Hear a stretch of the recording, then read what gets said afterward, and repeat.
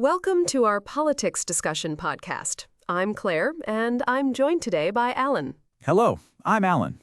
Today, we'll be discussing several key stories that have emerged recently. Let's start with the U.S. Supreme Court's recent decision regarding President Trump's attempt to fire Federal Reserve Governor Lisa Cook. The Supreme Court refused to let Donald Trump fire her, preserving the central bank's independence. That's right. The decision is seen as a significant win for the Federal Reserve's autonomy. Can you explain what this means for the Fed's independence? Essentially, the ruling highlights that Fed officials are appointed for set terms and can only be dismissed under specific circumstances. This ensures the central bank remains free from political influence, which is crucial for its economic responsibilities. So the Supreme Court is essentially supporting the notion that the Fed should operate independently of direct political pressure? Exactly.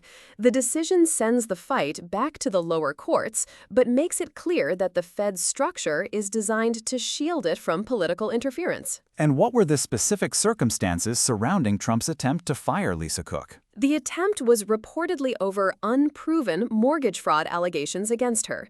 The Supreme Court's decision blocked Trump's move, maintaining the status quo. That's an interesting development.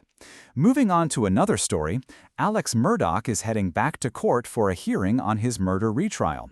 What's the latest on that front? Alex Murdaugh will be back in court on charges related to the killings of his wife and son. The pre-trial hearing aims to set deadlines for evidence exchange and schedule future proceedings. This case has garnered significant public attention due to its sensational nature. Are there any particular aspects of the case that are expected to be discussed during the hearing? The hearing is likely to focus on procedural matters rather than the substance of the case itself.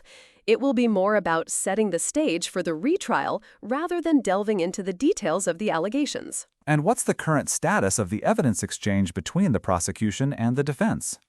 According to the reporting, the hearing will address the scheduling of evidence exchange. This is a critical step before the retrial can proceed. Shifting gears, Iran's President Masoud Pezeshkian recently announced that $6 billion in frozen Iranian assets in Qatar would be released.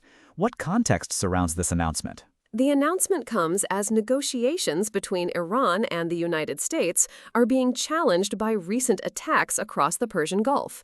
The release of the frozen assets is seen as a significant development in these negotiations. How does this fit into the broader picture of Iran-U.S. relations? The release of the assets could be a positive step towards easing tensions, but it's happening against a backdrop of heightened military activity in the region. And what are the implications of these frozen assets being released? The $6 billion could potentially be used by Iran for various purposes, including economic stabilization and possibly even military expenditures, although the exact use isn't specified.